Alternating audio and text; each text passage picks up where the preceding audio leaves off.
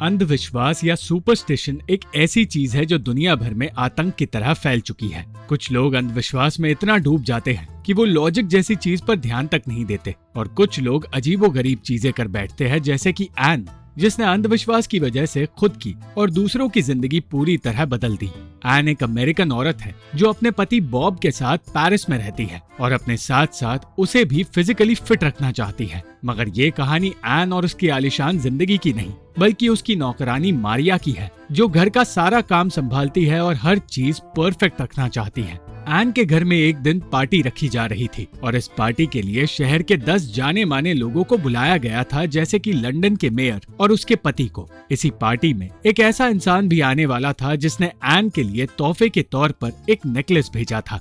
N के सौतेले बेटे स्टीवन को जब पता चला कि इस घर में पार्टी होने वाली है, तो उसे सबसे पहले ये बात समझ आई कि उसके पिता को पैसों की सख्त जरूरत है, इसलिए वो कुछ लोगों को अपने घर बुला रहे हैं। मगर बॉब अपनी एक्स वाइफ से पैसे लेने को तैयार नहीं था। एन की पार्टी में डेविड मॉर्गन नाम का एक आयरिश स्कॉलर भी आने वाला था, जिसे अंदाजा तक नहीं था कि उसके साथ क्या होने वाला है। एन ये जानकर निराश हो गई कि स्टीवन भी उस पार्टी में आना चाहता है, क्योंकि स्टीवन के आने से अब पार्टी में 13 लोग हो जाएंगे और 13 एक अशुभ नंबर होता है। उसने मारिया से कहकर एक एक्स्ट्रा प्लेट तो लगवा ली, मगर उसने फैसला किया कि वो इस अशुभ नंबर को अवॉइड करने के लिए मारिया को पार्टी में एक मेहमान बनाएगी। एक नौकरानी होने के बावजूद सिर्फ अंधविश्वास की वजह से मारिया को एक रईस मेहमान बनना पड़ रहा था, और इस नाटक के बारे में सोचकर मारिया बुरी तरह डर गई थी। जल्द ही मेहमान पार्टी में आने लगे और डेविड भी वहाँ आ पहुँचा।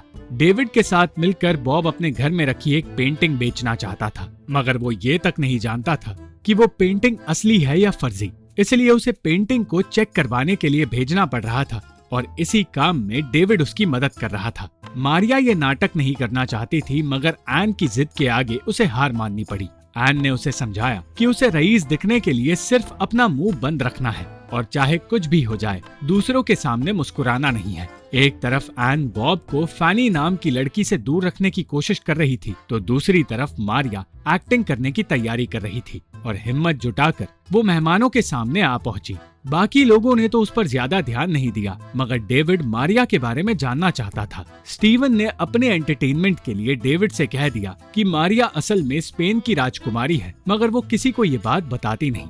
ये जानकर डेविड मारिया से बात करने चला गया, जबकि मारिया मेहमानों से दूर रहने की पूरी कोशिश कर रही थी।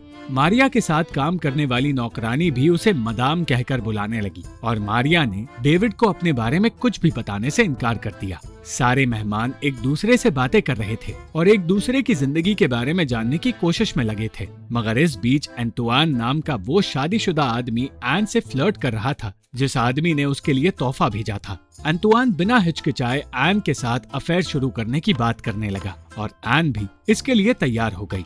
मारिया से कहा गया था कि उसे चुप रहना होगा, मगर इंग्लिश लोगों की बुराई करने के बाद जब मेहमानों ने मारिया से उसकी सोच के बारे में पूछा, तो वो इंग्लिश फिल्मों की बातें करके खुश होने लगी।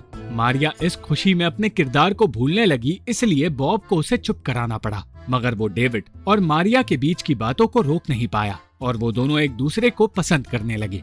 जेन नाम की औरत डेविड के करीब आने की कोशिश कर रही थी, मगर डेविड का ध्यान सिर्फ मारिया पर था, और उसने मारिया से कहा कि उसे जेन की बकबक से दूर जाना है। बॉब चाहता था कि मारिया सबके साथ बुरा बर्ताव करे ताकि कोई उससे बात ना करे, मगर डेविड मारिया से एक जोक सुनाने की जिद करने लगा, और मारिया ने एक ऐसा भद्दा जोक सुनाया जिसे सुनकर हर कोई हंसने लगा। वो अब चुप होने का नाम नहीं ले रही थी, और बॉब और एन ये देखकर परेशान होने लगे। मारिया ने शराब भी पी ली, और वो एक नौकरानी की तरह मेहमानों की मदद भी करने लगी। कुछ देर तक फैनी से बातें करने के बाद स्टीवन को पता चला कि फैनी उसके पिता की फ्रेंच टीचर है, और अचानक स्टीवन ने सबसे कह दिया कि वो फैनी से शादी करने वाला है, और ये सुनकर बॉब नाराज हो गया, क्योंकि उसकी खुद की नजर फैनी पर थी।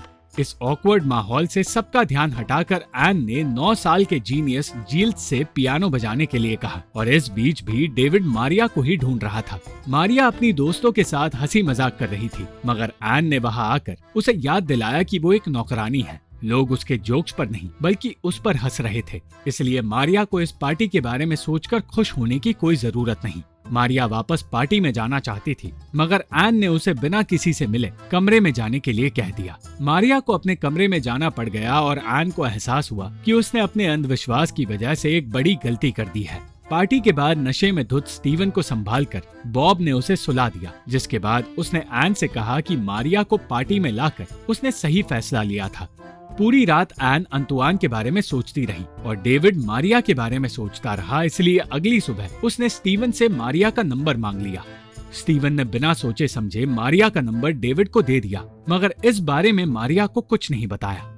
बॉब को वो यही बात बताने ही वाला था कि तभी एन वहां आ गई।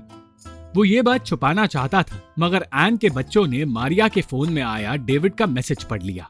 एन ये जानने की कोशिश करने लगी कि आखिर उसने डेविड पर क्या जादू चलाया, मगर मारिया सिर्फ इतना जानती थी कि उसे और डेविड को एक दूसरे से बातें करके अच्छा लगा था।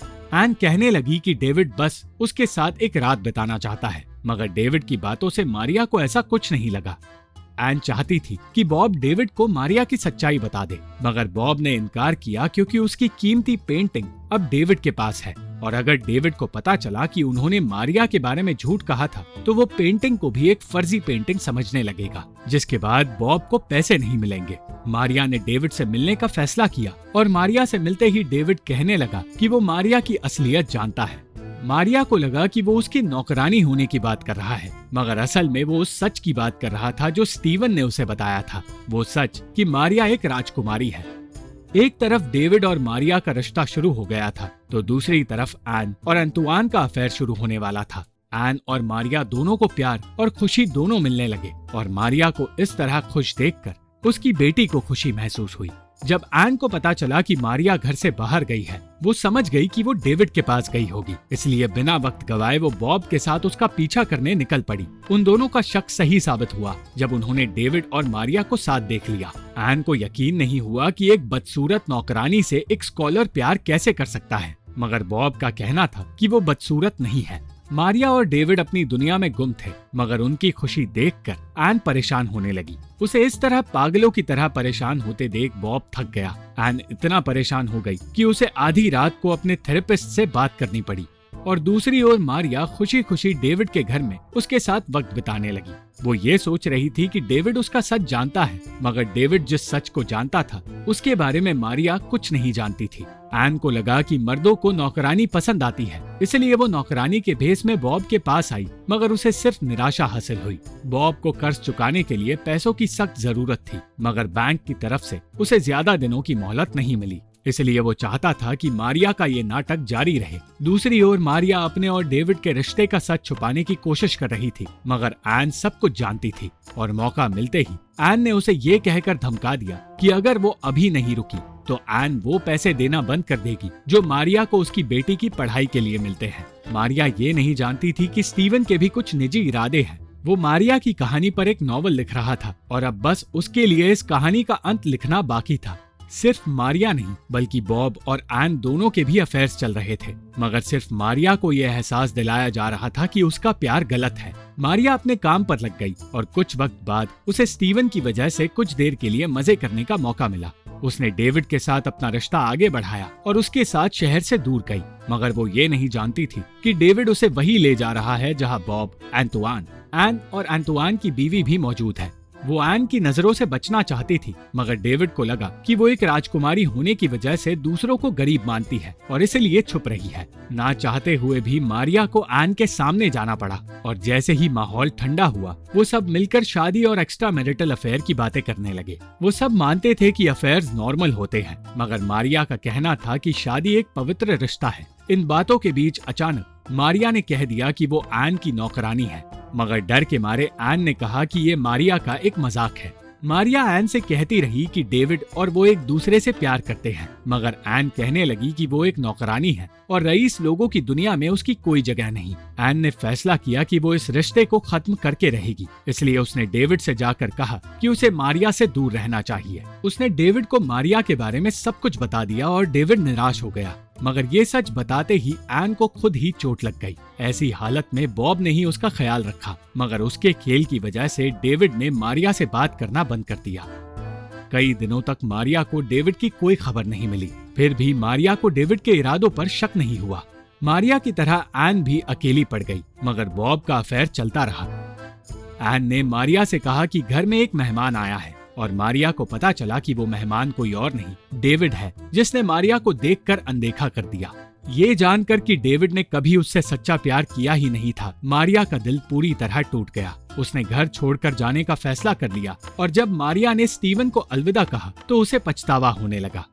डेविड ने स्टीवन को समझाया कि लोगों को कहानियों में अक्सर हैप्पी एंडिंग्स ही पसंद आती है, इसलिए उसे अपनी कहानी को एक अच्छा अंत देना चाहिए।